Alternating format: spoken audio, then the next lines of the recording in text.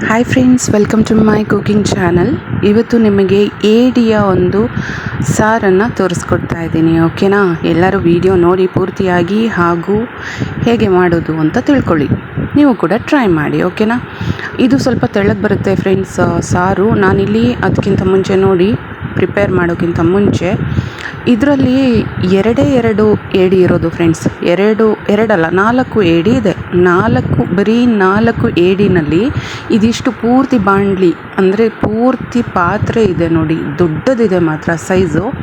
ಹಾಗಾಗಿ ಕಾಳುಗಳೆಲ್ಲ ನೀವು ನೋಡ್ಬೋದು ಎಷ್ಟು ದೊಡ್ಡದಾಗಿದೆ ಅಂತಂದರೆ, ಅಷ್ಟು ದೊಡ್ಡ ಏಡಿ ಇದು. 4 ಇರೋದು. ಇಲ್ಲಿ ಇವಾಗ ಫಸ್ಟು ಮಸಾಲೆ ರುಬ್ಬಲಿಕ್ಕೆ ಸ್ವಲ್ಪ ಸಾಸಿವೆ, ಬೆಳ್ಳುಳ್ಳಿ ಒಂದು 6-7 ಮತ್ತು ಹುಣಸೆಹಣ್ಣು, 2 ಟೀ ಸ್ಪೂನು ಕೊತ್ತಂಬರಿ ಕಾಳು ಮತ್ತು ಕಾಳು ಮೆಣಸು ಒಂದು 7-8 ಮತ್ತು ಜೀರಿಗೆ 1 ಟೀ ಸ್ಪೂನ್ ಇಷ್ಟು ಹಾಕ್ಕೊಂಡ್ಬಿಟ್ಟು, ಮತ್ತು ಅರಿಶಿಣದ ಪುಡಿ ಮತ್ತು ಒಂದು ಅರ್ಧ ಕೆರಟೆ ತೆಂಗಿನಕಾಯಿ ಬೇಕು, ತುರಿದಿರೋ ಅಂಥದ್ದು, ಫ್ರೆಶ್ ಆಗಿರೋ ಅಂಥದ್ದು ಬೇಕು ಈ ಸಾರಿಗೆ. ಇಲ್ಲ ಅಂದರೆ ಸಾರು ಬಂದುಬಿಟ್ಟು ಒಂಥರ ತರಿಯಾಗಿ ನಿಂತ್ಕೊಂಡ್ಬಿಡುತ್ತೆ, ಅದು ಚೆನ್ನಾಗಿ ರುಬ್ಬಿಲ್ಲ ಅಂದರೆ. ಮಿಕ್ಸಿ ಅಂದರೆ ನಿಮಗೆ ಗೊತ್ತಿರುತ್ತೆ ಹೇಗೆ ರುಬ್ಬುತ್ತೆ ಅಂತ ಅಂದ್ಬಿಟ್ಟು. ಖಾರ ರುಬ್ಬೋ ಅಂಥ ಕಲ್ಲಿದ್ದರೆ ಖಂಡಿತ ನಿಮಗೆ ಸಾರಂತೂ ಸೂಪರ್ಬಾಗಿರುತ್ತೆ ಫ್ರೆಂಡ್ಸ್. ಖಂಡಿತ ನೀವು ಇದನ್ನು ಒಂದು ಸರಿ ಆದರೂ ಟ್ರೈ ಮಾಡಿ. ಓಕೆನಾ? ಕಲ್ಲಿಂದ ರುಬ್ಬಿಟ್ಟು ಒಂದು ಸರಿ ನೀವು ಸಾರು ಮಾಡಿ ನೋಡಿ, ಮತ್ತು ಮಿಕ್ಸಿನಲ್ಲಿ ಜಾರಲ್ಲಿ ಕೂಡ ರುಬ್ಬಿಟ್ಟು ಒಂದು ಸರಿ ಮಾಡಿ ನೋಡಿ ಹೇಗಿರುತ್ತೆ ಟೇಸ್ಟು ಅಂದ್ಬಿಟ್ಟು. ಇಲ್ಲಿ ಇವಾಗ ಕಾಶ್ಮೀರಿ ಚಿಲ್ಲಿ ಪೌಡರನ್ನು ನಾನು ಸೇರಿಸ್ಕೊತಾ ಇದ್ದೀನಿ. ಅಂದರೆ ಬ್ಯಾಡಗೆ ಮೆಣಸಿನ್ಕಾಯಿದು 2.5 ಟೀ ಸ್ಪೂನು ಅಷ್ಟು ಬ್ಯಾಡಗೆ ಮೆಣಸಿನ್ಕಾಯಿದು ಪುಡಿನ ಹಾಕ್ಕೋತಾ ಇದ್ದೀನಿ. ಓಕೆನಾ? ಒಣ ಮೆಣಸಿನ್ಕಾಯಿದು. ಮತ್ತು 1 ಈರುಳ್ಳಿ ಪೂರ್ತಿ ದೊಡ್ಡದಾಗಿರೋ ಅಂಥದ್ದು 1 ಈರುಳ್ಳಿನ ಹಾಕ್ಕೊಂಬಿಟ್ಟು ಇದನ್ನು ಚೆನ್ನಾಗಿ ರುಬ್ಕೋಬೇಕು ನೈಸಾಗಿ. ಲಾಸ್ಟಿಗೆ ಅರಿಶಿಣದ ಪುಡಿ ಸೇರಿಸ್ಕೊತಾ ಇದ್ದೀನಿ, ಕರೆಕ್ಟಾಗಿ ನೋಡ್ಕೊಳ್ಳಿ. ಇಲ್ಲಾಂದರೆ ನಿಮಗೆ ಸಾರು ಇಂಗ್ರೀಡಿಯೆಂಟ್ಸ್ ಕರೆಕ್ಟಾಗಿಲ್ಲ ಅಂದರೆ ಸ್ವಲ್ಪ ವ್ಯತ್ಯಾಸ ಆಯಿತು ಅಂದರೂ ವ್ಯತ್ಯಾಸ ಬರುತ್ತೆ. ಓಕೆನಾ? ಟೇಸ್ಟಲ್ಲಿ. ಇವಾಗ ಒಂದು ದೊಡ್ಡ ಪಾತ್ರೆಯಲ್ಲಿ ಯಾವ ಒಂದು ಕಡಾಯಿನಲ್ಲಿ ಮಾಡ್ತೀರಾ ಅಲ್ವಾ ಈ ಏಡಿ ಸಾರನ್ನು, ಅದಕ್ಕೆ ಸ್ವಲ್ಪ ಎಣ್ಣೆ ಹಾಕಿಬಿಟ್ಟು ಕರಿಬೇವನ್ನು ಹಾಕ್ತಾಯಿದ್ದೀನಿ. ಅದನ್ನು ಹಾಕ್ಬಿಟ್ಟಾದಮೇಲೆ ಮಸಾಲೆಯನ್ನು ಚೆನ್ನಾಗಿ ಫ್ರೈ ಮಾಡ್ಕೋಬೇಕು. ಈ ಮಸಾಲೆ ಫ್ರೈ ಮಾಡ್ಕೊಳ್ಳಿಲ್ಲ ಅಂದರೆ ಹಸಿ ವಾಸನೆ ಹಾಗೇ ಇರುತ್ತೆ ಫ್ರೆಂಡ್ಸ್. ಓಕೆನಾ?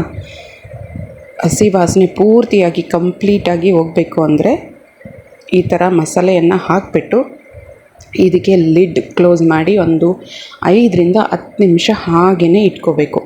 ಚೆನ್ನಾಗಿ ಇದು ಕುದಿ ಬರಬೇಕು ಆ್ಯಂಡ್ ಡ್ರೈ ಆಗಬೇಕಿದು ಮಸಾಲೆ ಬಂದುಬಿಟ್ಟು ಚೆನ್ನಾಗಿ ಫ್ರೈ ಆಗಿ ಡ್ರೈನೆಸ್ಸು ಕಾಣಿಸ್ಕೋಬೇಕು. ಸೈಡಲ್ಲೆಲ್ಲ ಎಣ್ಣೆ ಬಿಟ್ಕೊಳ್ಳುತ್ತೆ ನೋಡಿ ಇಲ್ಲಿ ಇವಾಗ ತೋರಿಸ್ತಾ ಇದ್ದೀನಲ್ವ ವಿಡಿಯೋದಲ್ಲಿ, ಸೇಮ್ ಇದೇ ಥರ ಎಣ್ಣೆ ಬಿಟ್ಕೋಬೇಕು. ಫುಲ್ ಡ್ರೈನೆಸ್ಸನ್ನು ಪಡ್ಕೋಬೇಕು. ಆವಾಗ ನೀವು ಒಂದು 4-5 ಕಪ್ಪಷ್ಟು ನೀರನ್ನು ಇದಕ್ಕೆ ಸೇರಿಸ್ಕೊಳ್ಳಿ. ಖಾರ ರುಬ್ಬಿರ್ತೀವಿ ಅಲ್ವಾ, ಅದೇ ಮಿಕ್ಸಿ ಜಾರ್ಗೆ ಹಾಕಿಬಿಟ್ಟು ಸ್ವಲ್ಪ ನೀರು ಚೆನ್ನಾಗಿ ಕುಲುಕ್ಬಿಟ್ಟು ಆಮೇಲೆ ಅದಕ್ಕೆ ಸೇರಿಸ್ಕೊಳ್ಳಿ. ಮತ್ತು ಉಪ್ಪು ಟೇಸ್ಟಿಗೆ ರುಚಿಗೆ ತಕ್ಕಷ್ಟು ಉಪ್ಪನ್ನು ಹಾಕ್ಕೊಂಡು ಚೆನ್ನಾಗಿ ಕುದಿಯೋದಕ್ಕೆ ಬಿಡಿ.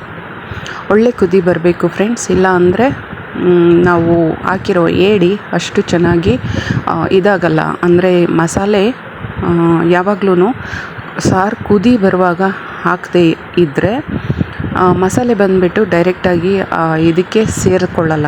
ಓಕೆನಾ? ಚೆನ್ನಾಗಿ ಕುದಿ ಬರೋದ್ರಿಂದ ಏನಾಗುತ್ತೆ, ಎಲ್ಲ ಮಸಾಲೆ ಬೇಗ ಅದಕ್ಕೆ ಹಾಟ್ ಇರೋದ್ರಿಂದ, ಅದು ಬಿಸಿ ಇರೋದ್ರಿಂದ ಬೇಗ ಒಳಗಡೆ ಮಸಾಲೆ ಎಲ್ಲ ಸೇರಿಕೊಳ್ಳುತ್ತೆ. ಓಕೆನಾ? ಇವಾಗ ಇದು ಕುದಿ ಬರ್ತಿದ್ದಾಗೇ ನೀವು ಏಡಿಯನ್ನು ಒಂದೊಂದೇ ಸೇರಿಸಿ ಹಾಕ್ಕೊಂಬಿಟ್ಟಾದಮೇಲೆ ಇನ್ನೊಂದು ಸರಿ ನೀವು ಉಪ್ಪಿನ ಹದವನ್ನು ನೋಡಿಬಿಟ್ಟು ಇನ್ನೊಂದು ಸರಿ ಲಿಡ್ಡನ್ನು ಕ್ಲೋಸ್ ಮಾಡಿ 10-15 ಮಿನಿಟ್ಸ್ ಇದು ಚೆನ್ನಾಗಿ ಕುದಿ ಬರಬೇಕು. ಒಳ್ಳೆ ಕುದಿ ಬಂದ ಮೇಲೇ ಇದನ್ನು ಆಫ್ ಮಾಡಬೇಕಾಗುತ್ತೆ. ಇಲ್ಲಿವಾಗ ಮೊದಲೇ ನೀವು ಮೊದಲಿನ ದಿನವೇ ಈ ಸಾರನ್ನು ಮಾಡಿ ಇಟ್ಬಿಟ್ರಿ, ಮಾರನೇ ದಿನಕ್ಕೆ ಯೂಸ್ ಮಾಡಿದ್ರಿ ಅಂದರೆ ಇನ್ನೂ ಒಳ್ಳೆ ಟೇಸ್ಟ್ ಕೊಡುತ್ತೆ ಫ್ರೆಂಡ್ಸ್. ಖಂಡಿತ ನೀವು ಒಮ್ಮೆ ಆದರೂ ಟ್ರೈ ಮಾಡಿ. ಓಕೆನಾ? ಇಲ್ಲಿವಾಗ ನೋಡ್ತಾ ಇರೋ ಪ್ರಕಾರ ಏಡಿಯನ್ನು ಪೂರ್ತಿಯಾಗಿ ನಾನು ಹಾಕ್ಕೋತಾ ಇದ್ದೀನಿ. ಹಾಕ್ಬಿಟ್ಟಾದಮೇಲೆ ಲಿಡ್ಡನ್ನು ಕ್ಲೋಸ್ ಮಾಡಿ 10-15 ಮಿನಿಟ್ಸ್ ಚೆನ್ನಾಗಿ ಕುದಿ ಬರೋದಕ್ಕೆ ಬಿಡಿ. ಓಕೆನಾ? ಇಲ್ಲಿವಾಗ ಸಮುದ್ರದ್ದು ಫಿಶ್ಶು ಮತ್ತು ಸಮುದ್ರದ್ದು ಐಟಮ್ಸು ನಾವು ಕುಕ್ ಮಾಡುವಾಗ ಯಾವಾಗಲೂ ಒಂದು ನೆನಪಲ್ಲಿ ಇಟ್ಕೋಬೇಕು, ಏನಪ್ಪ ಅಂತಂದರೆ ಮಸಾಲೆ ಖಾರ ಎಲ್ಲ ಒಳ್ಳೆ ಚೆನ್ನಾಗಿ ಅದಕ್ಕೆ ಬೀಳಬೇಕು, ಆವಾಗಲೇ ಟೇಸ್ಟು ಜಾಸ್ತಿ. ಸೊ ಖಂಡಿತ ನೀವು ಕೂಡ ಟ್ರೈ ಮಾಡ್ತೀರಾ ಅಲ್ವಾ ಫ್ರೆಂಡ್ಸ್. ನೋಡಿ ಕುದಿ ಬಂದು ಇದು ರೆಡಿ ಆಯಿತು. ಇವಾಗ ಸಾರು ಮಾತ್ರ ತೆಳ್ಳಗೇ ಇರಬೇಕು, ಇಲ್ಲಾಂದರೆ ಗಟ್ಟಿ ಬಂತು ಅಂದರೆ ಅಷ್ಟು ಚೆನ್ನಾಗಿರಲ್ಲ. ತೆಳ್ಳಗಿದ್ರೆ ರೈಸ್ಗೆ ಚಪಾತಿಗೆ ಎಲ್ಲದಕ್ಕೂ ಆಗುತ್ತೆ, ಗಟ್ಟಿ ಬಂದರೆ ಅಷ್ಟು ಚೆನ್ನಾಗಿರಲ್ಲ. ಹಾಗಾಗಿ ಸೊ ನೋಡಿದ್ರಲ್ವಾ, ಸಾರಂತೂ ರೆಡಿ ಆಯಿತು. ನೀವು ಕೂಡ ಟ್ರೈ ಮಾಡ್ತೀರಾ ಅಂತ ಅನ್ಕೋತೀನಿ. ಕಮೆಂಟಲ್ಲಿ ಹೇಳಿ, ಮತ್ತು ನಿಮ್ಮನ್ನು ಭೇಟಿ ಆಗ್ತೀನಿ ಮುಂದಿನ ವೀಡಿಯೋದಲ್ಲಿ.